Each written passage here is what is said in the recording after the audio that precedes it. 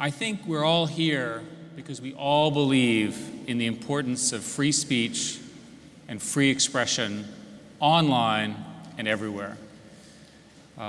We are joined today by foreign ministers from many places in the world, very distinguished ambassadors here in the front row, and we're joined in a spirit to fight people who want to shut down free speech.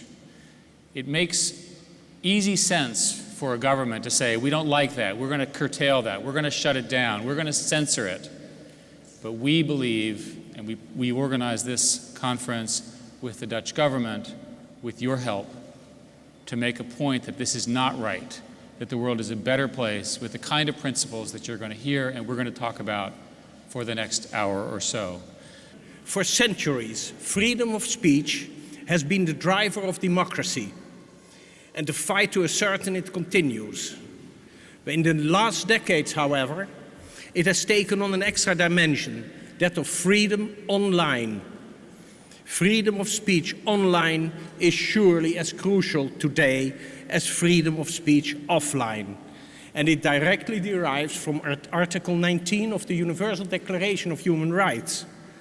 The new factor, though, is novel technology, and indeed a much faster pace. Internet indeed compresses time and space. It is with us immediately, and it is immediately with us from all over the globe. On the other hand, online technology can make life difficult for those exercising censorship. We should not make their life easier by providing them with filter technology. And here I do strongly believe, with, for instance, Google, in corporate social responsibility. I strongly believe in codes of conduct, such as the Global Network Initiative, the Internet Rights and Principles Coalition, and not to forget the Silicon Valley Standard. Several IT companies and search engines, and apart from Google, for instance, Yahoo, have already taken excellent initiatives. And then, for example, Google and Twitter, which quite concretely, during the uprising, helped Egyptians tell the world what was going on by converting voicemail into tweets, a very enabling device. Over the next 4 years, 5 million euros from our Human Rights Fund will go towards projects promoting internet freedom. And targeted countries include, for instance, Zimbabwe, Syria, and Iran. To conclude, the internet is a public space par excellence, and we should honor it and we should protect it. Thank you so much.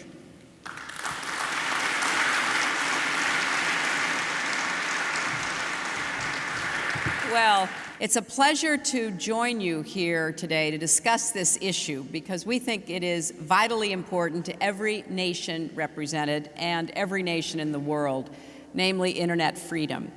And I want to thank Yuri and the Netherlands for hosting this conference, which is a reflection of your long tradition of defending and advancing people's human rights and fundamental freedoms everywhere, including online. This is an urgent task.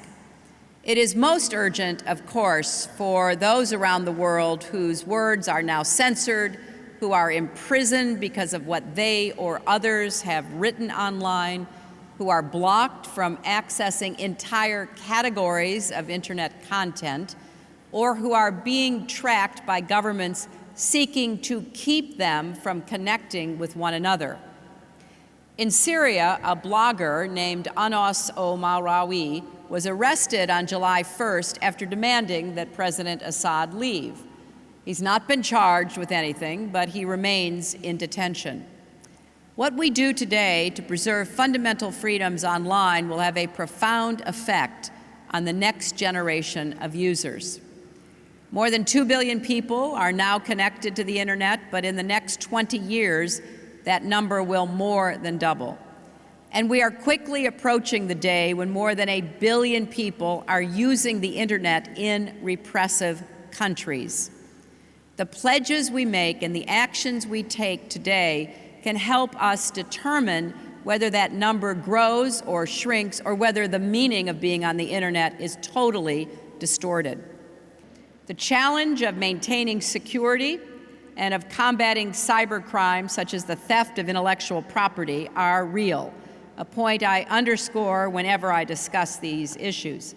There are predators, terrorists, traffickers on the internet, malign actors plotting cyber attacks, and they all need to be stopped.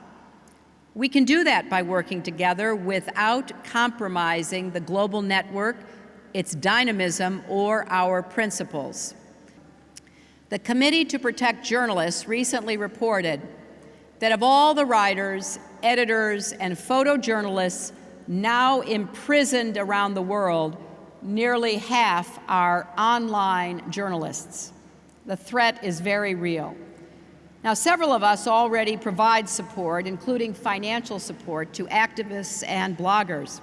And I was pleased that the EU recently announced new funding for that purpose. And I know that other governments, including the Netherlands, are also looking for ways to help out. By coordinating our efforts, we can make them go further and help more people. Our government will continue to work very hard to get around every barrier that repressive governments put up. Because governments that have erected barriers will eventually find themselves boxed in, and they will face the dictator's dilemma. They will have to choose between letting the walls fall or paying the price for keeping them standing by resorting to greater oppression and to escalating the opportunity cost of missing out on the ideas that have been blocked and the people who have been disappeared. I urge countries everywhere, instead of that alternative dark vision, join us here today in the bet that we are making. A bet that an open internet will lead to stronger, more prosperous countries. We will preserve the internet as open and secure for all. On the eve of Human Rights Day, this meeting reminds us of the timeless principles that should be our North Star. And a look at the world around us and the way it is changing reminds us there is no autopilot steering us forward. We have to work in good faith and engage in honest debate, and we have to join together to solve the challenges and seize the opportunities of this exciting digital age. Thank you all for being committed to that goal and that vision. The United States pledges our support and our partnership going forward. Thank you all very much. Thank you. You're probably, of all the European leaders I know, you are the most active in terms of blogger, Twitter, online reputation. I don't know why this is, but I've always, and I actually follow you, so go ahead. Talk a little bit about why this is important to you. Well, the reason is probably because Sweden has been a country in the forefront of this revolution, be that the internet, or be that telecommunications, or be that the mobility. And accordingly, we have confronted some of the difficult issues fairly early. Yeah. We've seen all of the positive effects of it, but also some of the issues that has been alluded to here, cybersecurity and others. And let me just say one word about that, because this is a conference devoted to net freedom. That's a good thing. But if you take the relationship in the world today between conferences on net freedom and on cybersecurity, it's roughly 1 to 10. And I'm not against cybersecurity, neither are you, for obvious, commercial, it's clearly important. It's important to have. Extremely important. Yeah. But what I'm somewhat concerned with is that we separate the two. That we develop a community for cybersecurity and a community for internet freedom, and then we got two civilizations going off in different directions. The hundreds of journalists and human rights activists that are incarcerated, tortured, cyber dissidents, silenced, and killed in countries that do not reach the public domain at the moment. I speak about countries like Russia, Eritrea, Uzbekistan, Azerbaijan. In these countries, public dissent has totally disappeared from view. and democracy has become a sorry excuse. So I'm sometimes afraid that with the proliferation of all this technology, in fact, the internet could become a very effective way for the enemies of freedom of expression and freedom of the press to attack dissident voices. And we need to stop this.